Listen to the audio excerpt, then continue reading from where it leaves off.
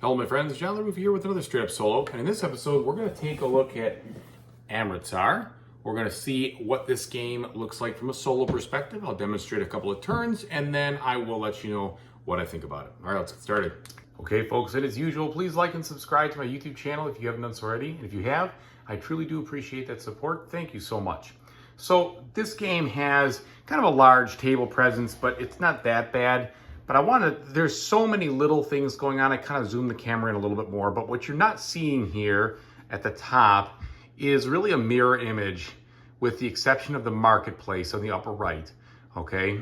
So I'll just kind of move things around when we get to that. But I wanted to point out, or at least do a little more focusing in on the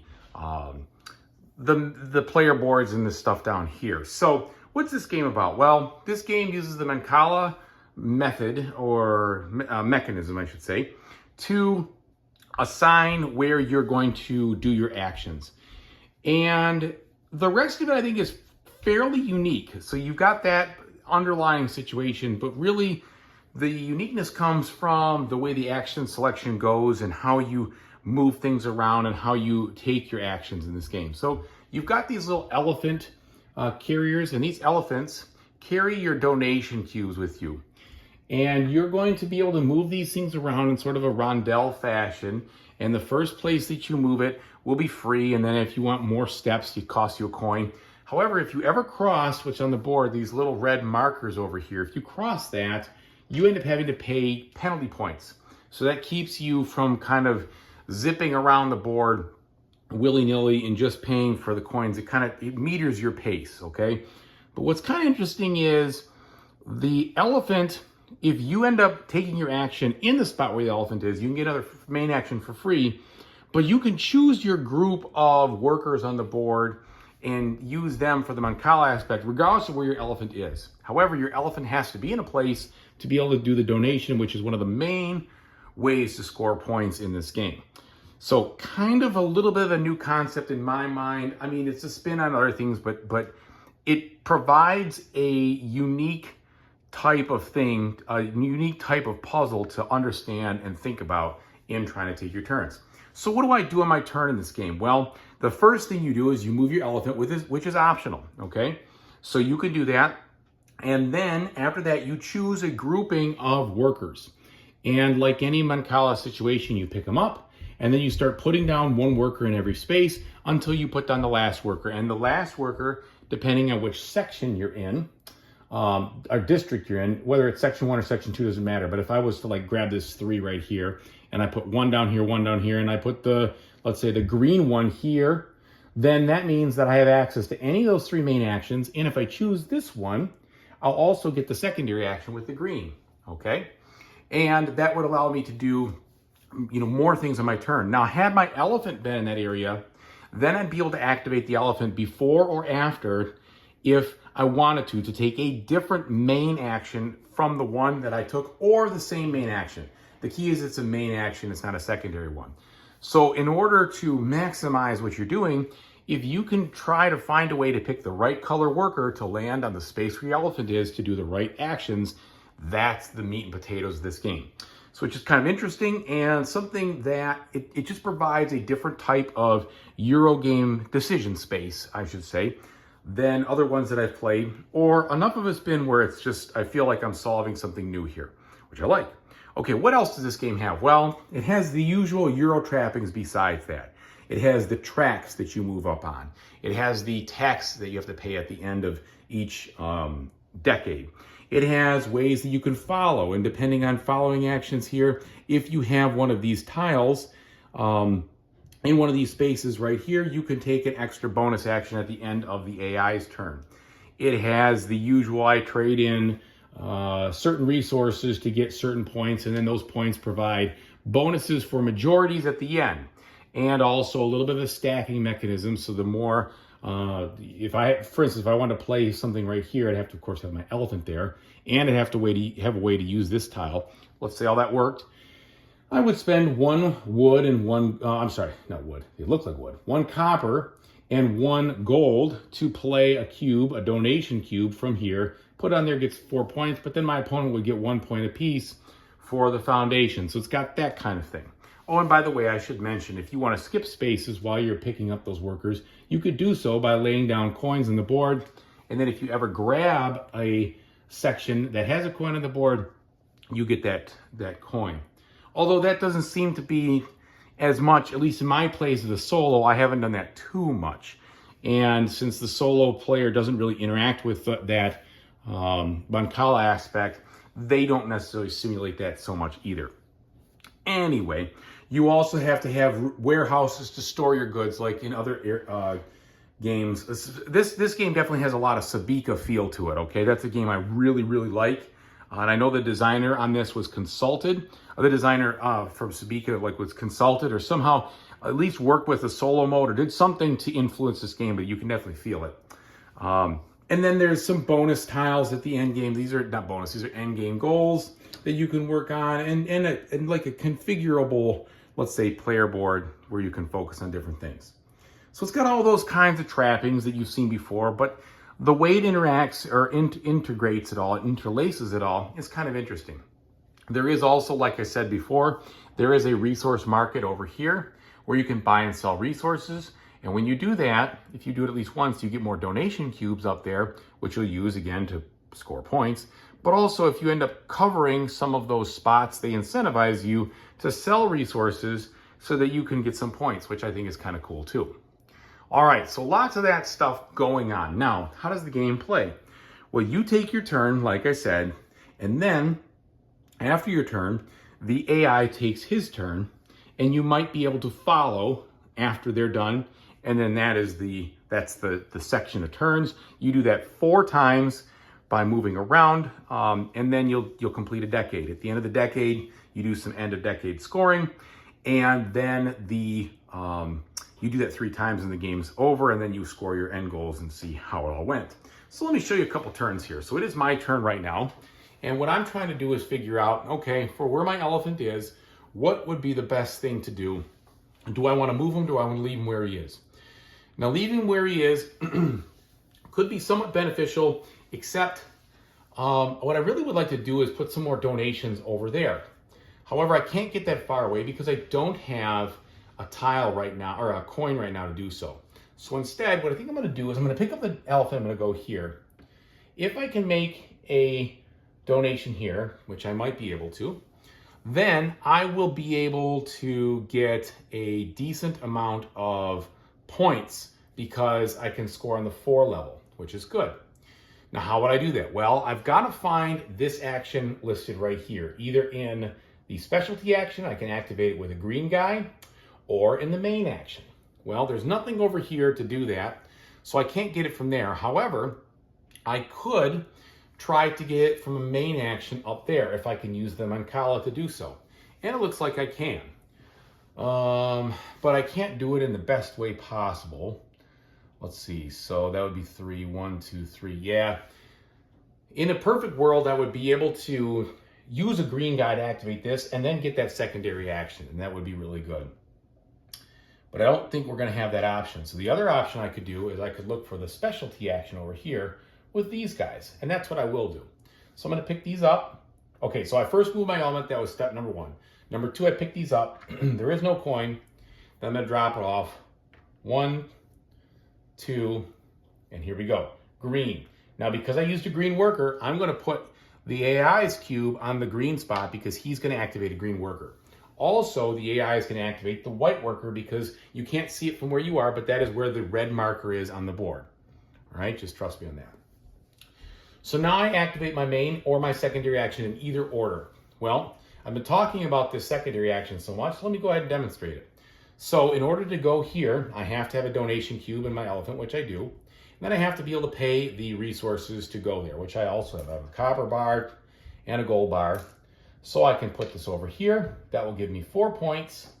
All right, this puts me to 21, but he gets 2 points because he was the foundation for where I was going. 1, 2. Now, there's other reasons to go there. You know, like I said, there's some majority scoring here, although I won't be able to get the majority.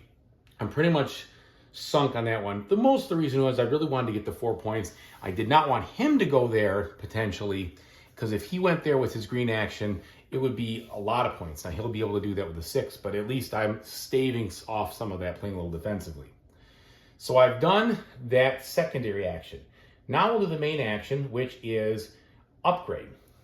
The upgrade can be either I can upgrade to another storehouse, or I can upgrade to one of these extra tiles that will help me do better when I'm following him. And I'm going to upgrade to the extra tile for the following because I want to put that in place. So I know at the end of this turn, I'm going to be able to follow. It's going to be in the blue space. So I'm going to put this, I already actually have my donation in blue space, never you mind. Let's put it in the green space because that's coming up soon. So when I do that, I put this tile over here, and then I put the donation up there. Now, if it had one of these little bags on it, then that means that I would have to pay extra taxes when it's the end of the decade, but it didn't, so I'm good there. So that's my turn. It's over. I have not unlocked this additional elephant move here. If you unlock this through upgrading this track over here, you could move your elephant one more time. And why would you want to do that? Well, you might want to do that because when you follow him, you might put your elephant in a spot where you want to do a donation or something of that nature, and it might be important to have the elephant where it needs to go. So that's a possibility. Or it might help you get around the board a little faster because that first move is free. So there's some reasons behind it. Now, what does the AI do? Well, we follow, first of all, step number 1. Step number 1 is if the AI can make a donation, it will. And it will always try to make a donation where it has the resources and it scores the most points, which would be right here. So it's going to put this cube down. It's going to score 1. Okay. Can't see that over there. And then it is going to return the stone to its little resource quarry engine storage area right there, which is its own little mechanism, different than yours. Okay. So it's done that. Now it goes to number 2, which is activating the workers. Well, I said I activated a white and a green. So we're going to move this one space and it says gain that stone that or that marble that I just put back and 2 points. So we're going to go do that. Then the green worker says make a donation into the spot where it matches your end goal. So that spot happens to be over here. Normally you'd have to pay stuff, but he doesn't pay. He just goes around and he's going to go ahead and put that donation down. Now he can't afford it because he's got gold, right? It costs 2 gold. He has no gold up there, so he can't do that.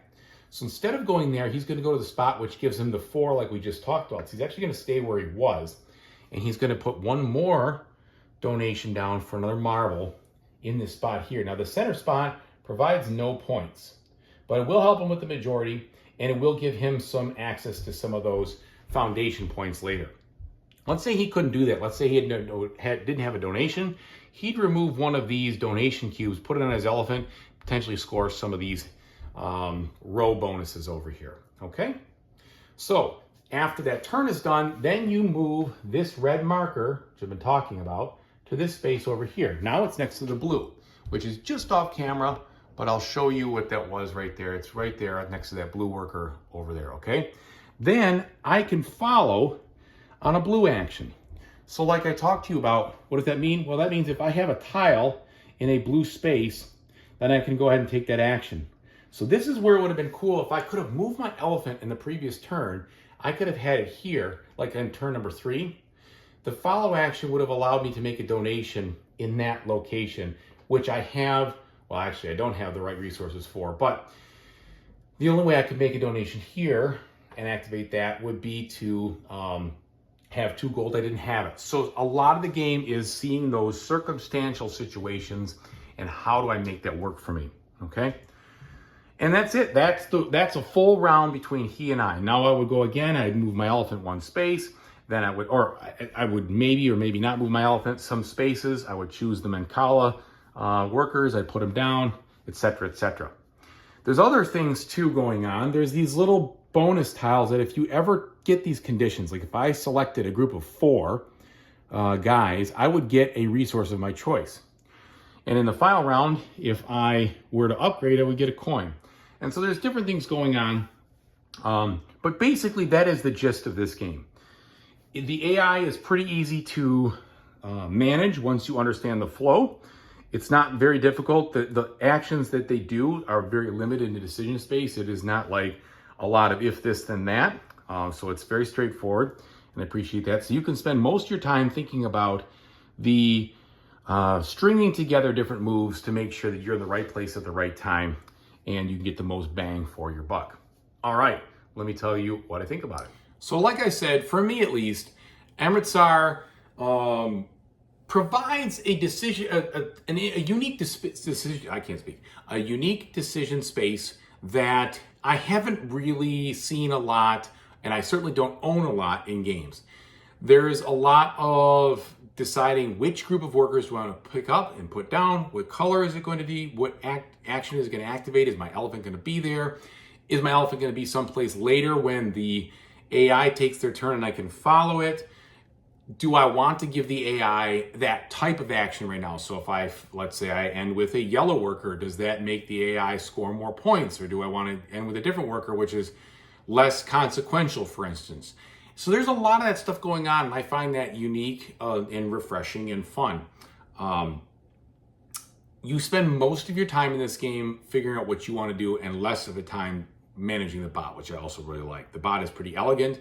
It's very competitive. They give you options to change the difficulty in the back of the book to kind of up it or whatever. But overall, I feel like it fits really well with this game. Is it predictable? You bet.